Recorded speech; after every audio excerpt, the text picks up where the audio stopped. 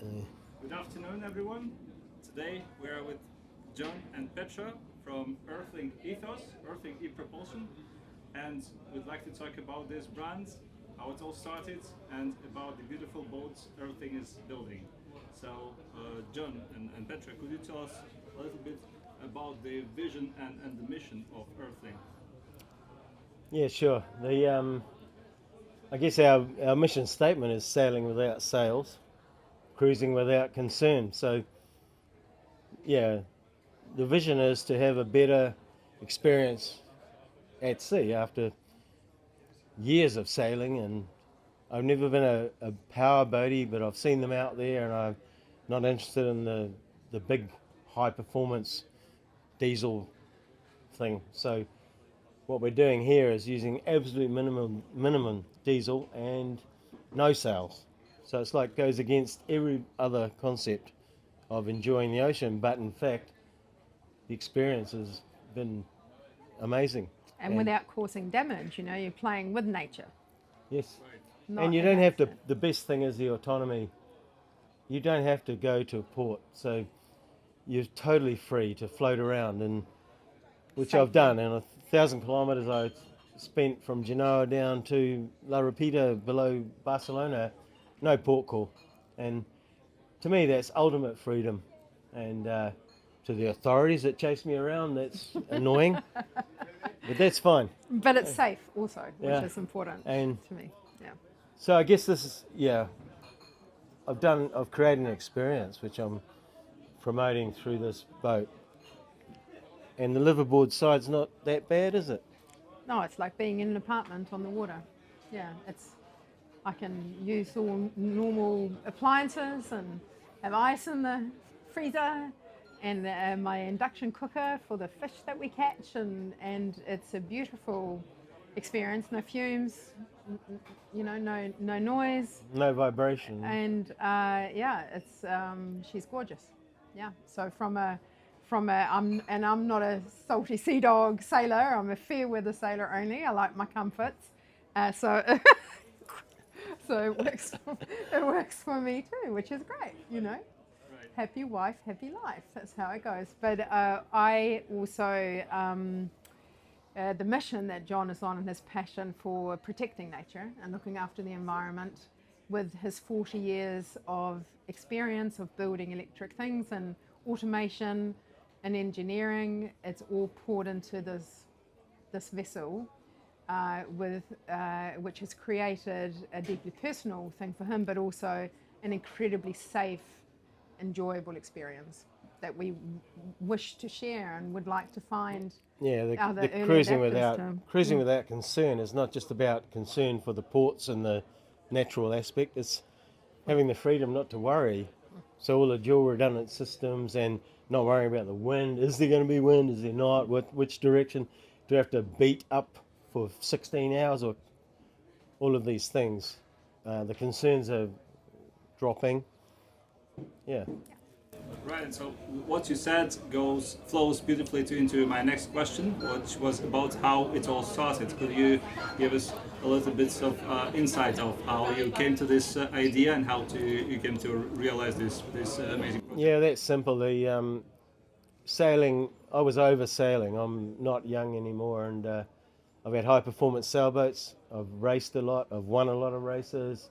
High performance catamaran sail cats, and I was looking for a way to continue on the water without all that drama. And Petra's not a sailor, so I was thinking, I want the experience, but not the drama. So, yeah, so this is a very personal thing. And I think there's a lot of people my age who would be looking to transition into this environment, especially in the Mediterranean, where you don't have to battle as we do in the Pacific with, we had 7-metre swells there recently. That sort of thing is not fun on any vessel. Right, so to give a bit more context for those of you who don't know about this boat, we are on a 12-meter catamaran. So it has 2 hulls, and in each hull we have an engine, a battery pack, and a generator, which is an extra option. Yeah. Correct me if I'm wrong. Variable speed generator, yeah. Right. And yeah, could you tell us in general about how this whole system is designed? Which components are there and how they all work, like in general? Yeah, so all of the systems are European. The hull itself is built in Thailand for commercial reasons, but to a very high spec, and shipped here. And then the German motors are installed, and the Dutch power systems are installed. And that doesn't take long because all the 3D printing and things that we've done, 3D imaging, it all bolts in place within weeks. So the boats are assembled in Spain. This is the plan for the two new boats, sister ships to this one. Yeah. Right. So this boat is capable of doing up to 18 knots with a cruising speed of 10 knots. And with 10 knots, it can do really big distances. So only on electric, it can do up to 40 nautical miles. And if you switch on the genverters, it can go more than 400 nautical miles. So I imagine that it's very challenging to build a system that works this way, and the combination of components and the hull and the weights and many variables are in play to be able to provide this experience. Could you give us a bit more insight into that and into the challenges that you faced designing it? Yeah, sure. So you need an endpoint that you're working towards, and to get there, first the endpoint was to cruise endlessly at 10 knots. And so to get there, you can't do it on solar. So you need to have a hybrid at this point in time. And a lot of storage doesn't work either. The boat becomes too heavy and you chase your tail trying to keep it charged. And so I got the right mix, which is now proven, of storage capacity and the right mix of generator capacity. I split that into two, so we had dual redundant capacities, 8 kilowatts in each hull, and the motors are 50 kilowatts in each hull. And this is technical, but this is why it's safe to use on long passages and gives you the confidence to do long passages. Right, Yeah. and yeah, so this boat is overall very light. It's just under 4 tons of dray weight, if I'm correct. Yep.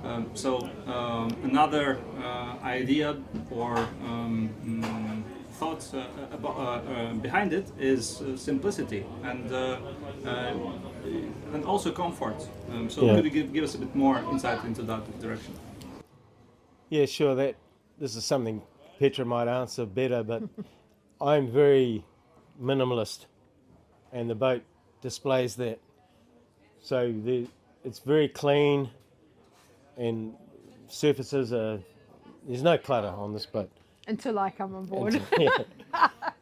I bring footprint. comfort. My footprint is here, and when Petra arrives, the footprint is larger. But the boat has soaked that up.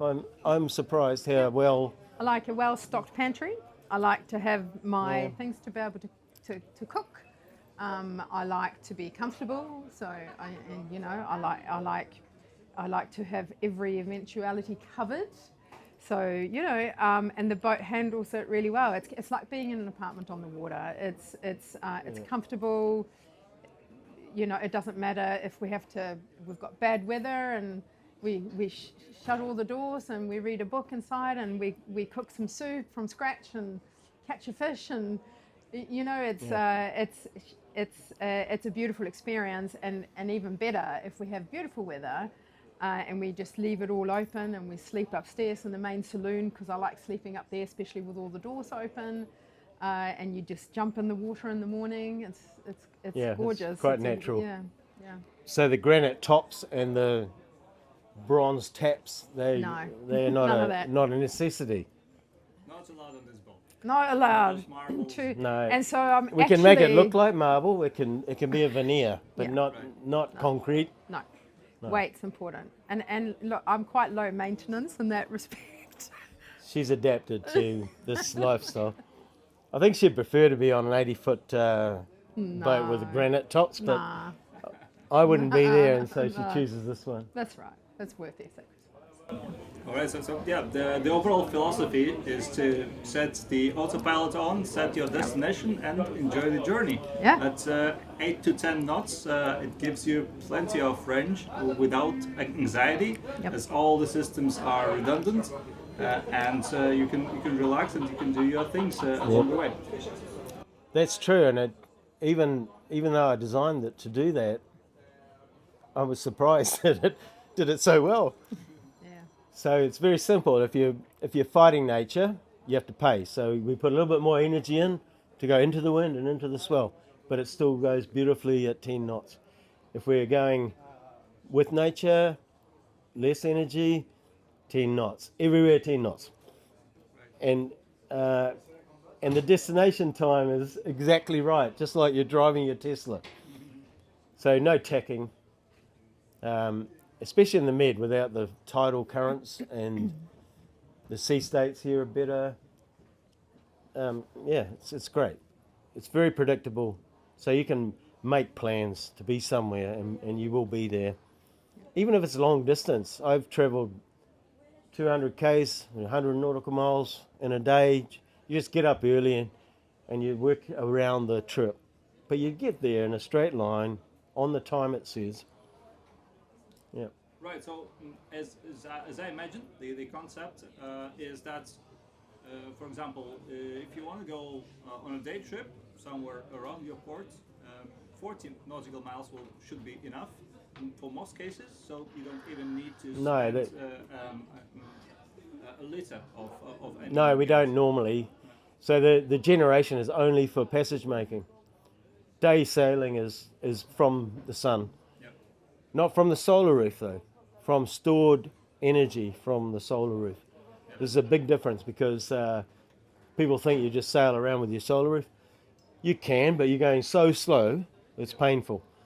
If you store the energy, you can still do 18 knots on this boat for a short time from stored solar energy. So it's not costing you anything. It's a concept that people battle with, and it annoys me. But yeah, you can cut that bit out. No, I think that's good. I think that's important. That's good. Yeah, it's good knowledge to have. Right. And there can be several usages to this boat. So we were speaking about personal use for a family, even one person. So you did several trips alone, and it's still a good boat to do that because of the simplicity and ease of managing it and maneuvering. You don't need to maneuver much. You don't need to work with the sails and the whole system. So that's one side of it. So it could be also a family with kids, but then it could also be used for businesses. Let's talk about different use cases.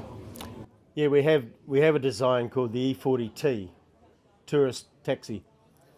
It's exactly this boat, but with a adjustable seating arrangement. So it could be a dive charter boat, could be a passenger boat for 20, 30 people and sitting in seats. It's very versatile from that perspective, but I still believe as a pleasure boat, this is really where it really shines. We've got showers and toilets in both hulls, which wouldn't change even for the commercial boat. I think we also talked about the bare-boat charter market, that where users book their 2 weeks holiday, they charter a boat, and we've talked to so many people who say, we get to the boat, every day there's a problem. Obviously, diesel engines have a lot more moving parts, there's often a problem, there's a problem with sails, there's a problem with something every day, or there's no wind. And they have 2 weeks and they're meant to meet friends in a different port somewhere and they can't get there, and the whole holiday is kind of wasted because they've had bad weather. At least with Earthling, you point and go. It doesn't really matter. And then you have a party on board. It's not fun in bad weather, party but boat. it's not fun in bad weather like any boat, but it gets there. Yeah. We have the massive props and the torque we have on the back of the boat. It never moves. You're just driving in a straight line. There's no windage in storms.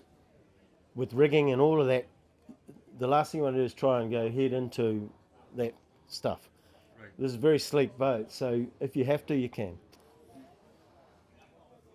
So, Depending on your usage, you could do short trips where you don't need diesel at all. But then for passage making, you might use some diesel. And for those types of usage, the consumption is very important. So if you own a boat or if you rent a boat, you pay for diesel, and lately the prices were up through the roof. So tell us a bit more about the different consumption, different speeds, and what Yeah, well, you recommend. the reason that this boat uses so little fuel, like 5 litres an hour at 10 knots, has nothing to do with the fuel cost. It's to do with no port calls.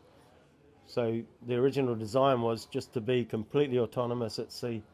And in the Pacific, there's no ports. There's no fuel, so you have to have sails. So trying to do anything in those big ocean environments is difficult. And in this environment, it just gives you the freedom not to have to go and park somewhere. I hate going into marinas with all the drama. Let me in, you know. Oh, you wait. No, I'm not waiting. I'm carrying on. See you.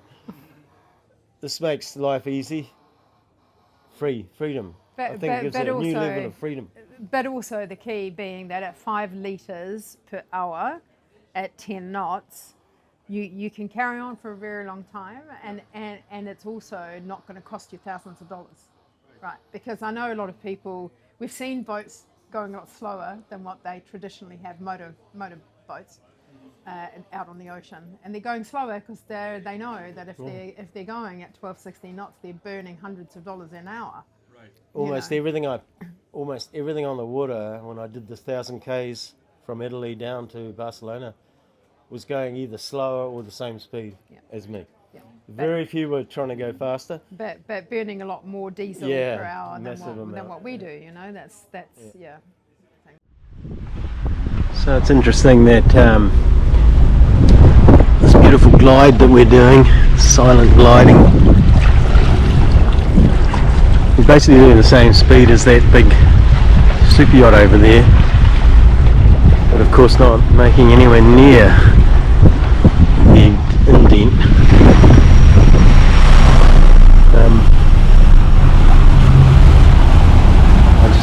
I just really think this is beautiful. So I think the investment to get a boat like this that is so reliable and so safe, with all the best of breed components available in the world in terms of electric motors and the various wood generators, the investment is made up front, but the savings of not having to burn through hundreds of litres of fuel every time you go out, and the maintenance. And the life on the water is rewarding, or more rewarding, and then there's no frustrations. So it hasn't got the granite tops and the gold taps. That's all. Or the spa pool, or the laundry, or the ice maker. But why do you need that? You have that at we've got home. an ice maker. We've got to have an ice maker. We make our ice. In our normal freezer. But you know, I mean, why are you going out on the water if you are replicating the life you live in the city? Get out on the water and be in the environment. You're basically thumbing your nose at Mother Nature, who she doesn't care what sort of marble granite tops you have.